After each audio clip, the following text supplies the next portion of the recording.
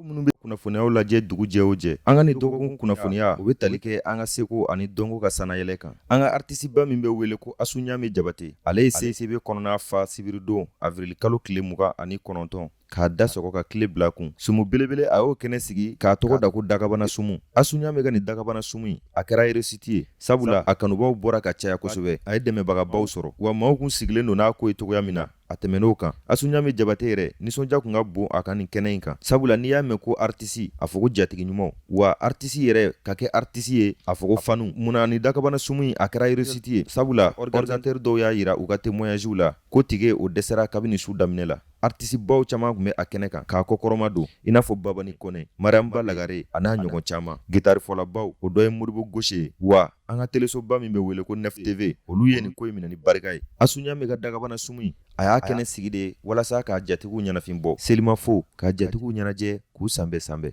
A kɛnɛ kan Asu Ɲame a y'a ka seko ni dɔnko lamaga a ye duman di jatigiw ma fɔ k'u yɛrɛ dabali ban k'a sabu kɛ sumu in diya ye maa bɛ se k'a fɔ ko Asu Ɲame Jabate a jatigiw ka juru t'a la tuguni san 2023 kɔnɔna la ka d'a kan sumu in diyara koyi wa a kɛra Dagabana Sumu ye i n'a fɔ a tɔgɔ yɛrɛ. Aw minnu abonnelen tɛ aw kana ɲinɛ k'a abonné walasa ka kunnafoniya caman sɔrɔ nin kɔfɛ.